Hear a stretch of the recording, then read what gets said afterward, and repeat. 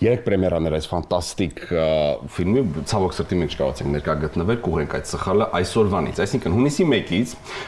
Փոքր մհեր անիմացիոն ֆիլմը կբարձրանա մեծ էկրաններին, առաջին արհեստական բանականության լիամետրաժ մուլտֆիլմն է տարածաշրջանում, ժամանակակից ձևաչափով ներկայացված հայկական այս պատմությունը շուտով կհանդիպի իր հանդիսատեսին Հայաստանում եւ Հայաստանի սահմաններից դուրս։ Այս ամենի մասին խոսելու ենք մեր հյուրերի հետ, իսկ մեր հյուրերն են Փոքր մհեր մուլտֆիլմի բեմադրող ռեժիսոր, գլխավոր պրոդյուսեր, սցենարի հեղինակ Հովհաննես Մարկարյան, բարի լույս, ֆանտաստիկ մարդ, եւ Փոքր մհեր մուլտֆիլմի արհեստական բանականության թիմի ղեկավար Լուսին Բաղդարյան, բարի լույս։ Բարի լույս, Շարավատի։ Պրեմիերաները եղավ, ոնց անցավ։ Շատ լավ անցավ, իրականում տենց երևի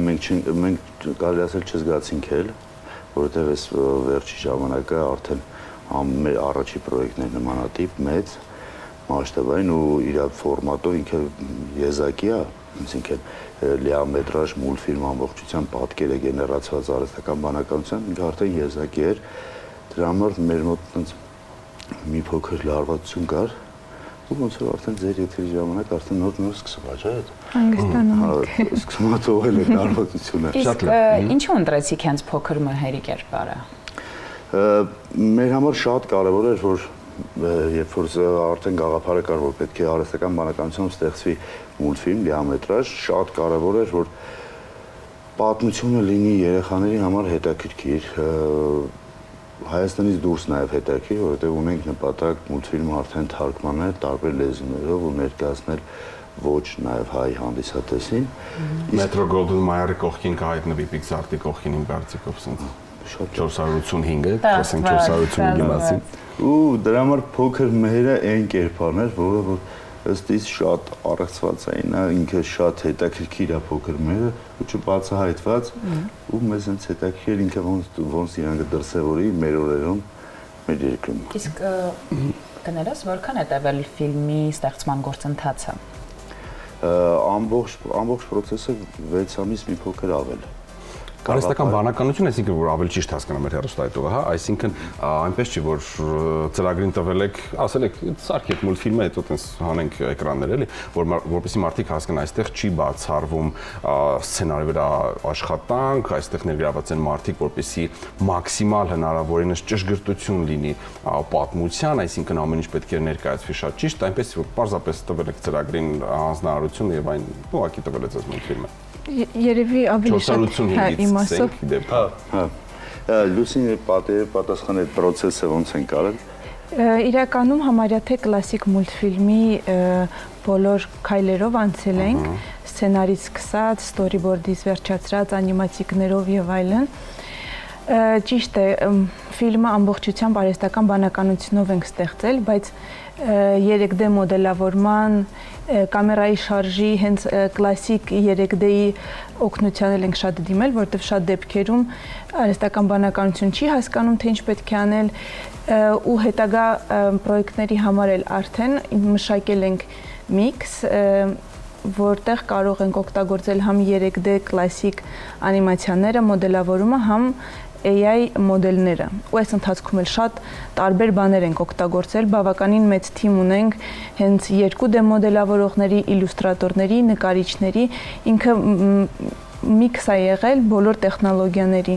Դրա համար էլ կարողացել ենք ստանալ այսպիսի մուլտ։ Okay. Իսկ ինչ ուղերձ եք ցանկանում փոխանցել այս ֆիլմի միջոցով։ Ինձ թվում է երևի ամենա տենց մեր մոտ տանող գիծը սա պատմության ընթացքում արդեն դա խոստումն է, խոստումը պահպանելու կարևորությունը ու երևի այդ քո մեջ հերոսին գտնելու ուժը, որ ինչքան կարևոր է, որ քո մեջ կարողանաս գտնես հերոսությունը, հերոսին բացահայտես քո մեջ ու հասկանա ամեն մեկը ինչի համար ինքը ստեղծած, ինչի համար ինքը ծնվել։ Իսկ որքանով է կարևոր հայկական հերոսապատումների ներկայացումը նոր սերնդին ժամանակակից լուծումներով։ Դա երևի մեր այդ մեզ դրթիչ ուժերը, դրթիչ պատճառներից մեկն էր, որովհետև մենք հասկացանք, որ երեխաներին սովորաբար երեխաները ունեն հերոսներ, որոնք որ հայկական չեն։ Ինչքան տարբեր երկրների հերոսներ են, տարբեր երկրներում տարբեր ոչ հայկական անվանումներով ստեղծված հերոսներ, մեր համար շատ կարևոր է, որ հայ երեխան ունենա հայ հերոս, բայց միևնույն ժամանակ պետք է հաշվի առնենք, որ 21-րդ դարի երեխաները ունեն իրենք իրենց պահանջները, իրենք իրենց պատկերացումները, տեսքը, ինչպիսին է հերոսը,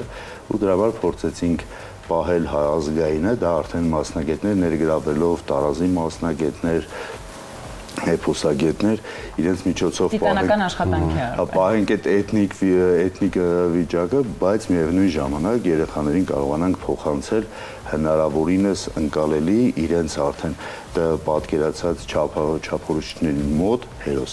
Բայց մենք խոսում ենք միայն երեխաների մասին, Հովհաննես,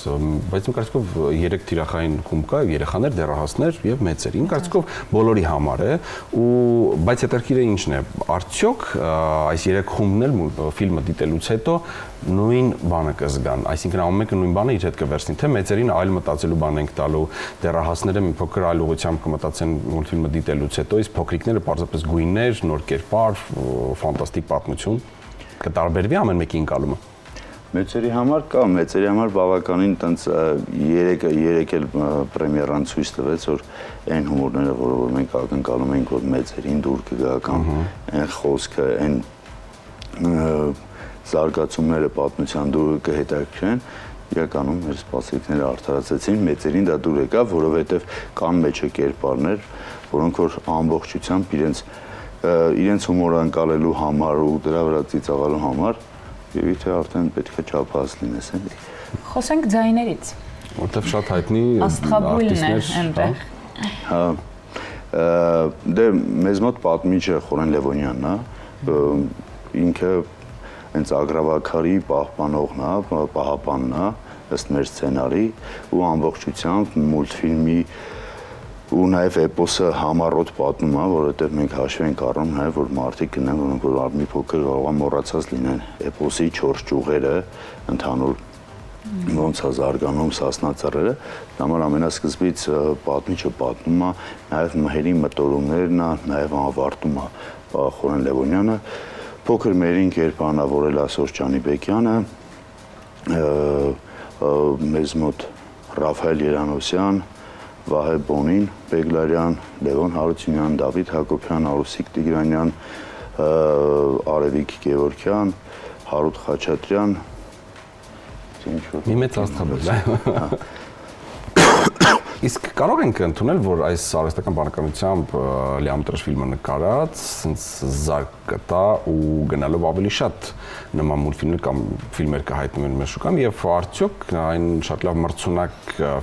լիամետրաժ ֆիլմ կարող է լինել միջազգային շուկայում։ Շատ մեծ հույս ունենք։ Կարծում եմ հետագայում ոնց որ առաջին քայլերը մենք արեցինք, բայց հետագայում կտեսնենք միգուցե նոր մոտեցումներ ու մենք էլ միգուցե նոր տեխնոլոգիաներով, նոր, ինչպես ասեցի, ծրագրերով կկարողանանք ներկայանալ։ Իսկ միջազգային շուկայի մասով ես կարծում եմ, որ կան շատ իրականում շատ փառատոներ կան, որոնք որ շատ մեծ դեր են տալիս հենց այն կոնտենտին, որը ստեղծվել է արհեստական բանականության, որովհետև դա ժամանակի պահանջներն են, ժամանակի մարտահրավերն է, ով ավելի շուտ կընկալի նոր խաղի կանոնները, իրենք մի փոքր ավելի առաջ կգնեն, դրա համար մենք այս հենց գաղափարն էր պատճառը, որ որոշեցինք, որ հնարավորինս արագ ստեղծել, որովհետև 485-ը հենց այդ խորհրդանշական անունը, դա Հայաստանի շտրիխ-կոդն է, ցանկացած հայկական ապրանք, որ վերցնենք, իմանայինք, շտրիխ-կոդը սկսում է 485-ով։ Դա երկրի պատկանելությունն է ցույց տալի, ու մենք ուզում ենք, որ ցույց տանք, որ ինչ որ արտադրելու ենք ու արտահանելու ենք, արհեստական բանականությամբ ստեղծված նյութը, դա արտահանում ենք, դա Հայաստանում է արտադրվել ու դա 485-ը նաև հավատում ենք, որ որակի չափանիշ է դառնալու Իսկ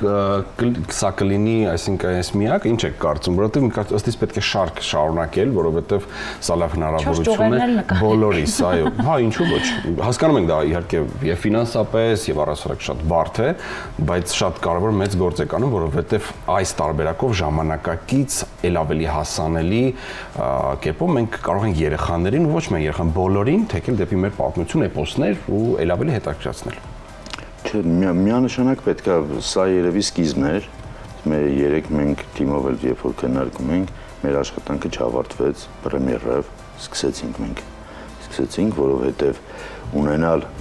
այն գործիքները, որ տալիս է արհեստական բանականությունը, այսինքն ինքը սեղ ժամկետում, քեզ ժամանակդ կրճատում է, ռեսուրսներդ կրճատում է, որպեսզի մեր հեռուստատիտողները ճիշտ պատկերացնի ինչի մասին է խոսքը, մենք տեսեք գյուղեր գնալ գտնել, որ գյուղում ենք ուզում մեր գյուղի պատմությունը զարգանա, դրանք մոտավորապես 10,000-ից ավել ֆոտոներ ունենք, ֆոտոներով սկսում ենք սնուցել արհեստական բանականությանը, որ երբ որ քեզ կասենք հայկական գյուղ կամ աշխարհում որևիցե միտեղ քեզ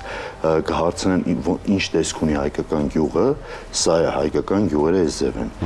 ծառերը այսպիսին են, մեր մոտ լանդշաֆտներն այսպիսին են, ժայռապատկերները այսպիսին են, հետո արդեն սկսում ենք բան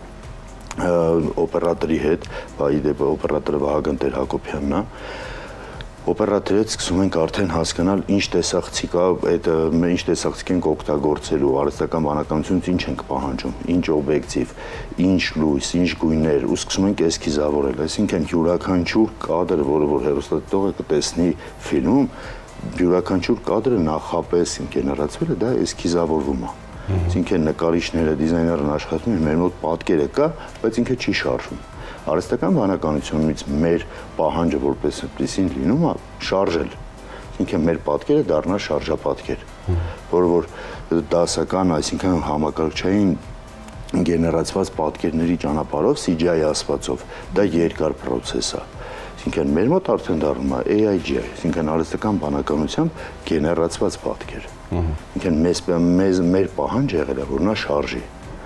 որովհետև այդ մոդելավորել ու որ ընթացք ստանա դա,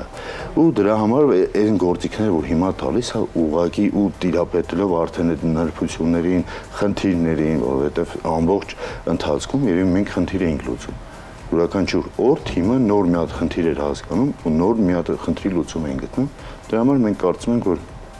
սա լավ փորձառություն էր թիմի համար ու նաև ոլորտը ինձ թվում է կսկսի այս ուղղությամբ շատ զարգանալ, որովհետև մենք ունենք իրականում ֆանտաստիկ երիտասարդներ, որոնք որ շատ լավ տիրապետում են, բայց իրենք անհատներ են։ Իրենք իրանց համար, չգիտեմ, իրենց սոցցանցերում ինչ-որ բաներ են ներկայացնում։ Մենք կարծում ենք, որ մենք կարանք 475-ով համախմբել շատ տաղանդավոր երիտասարդներին ու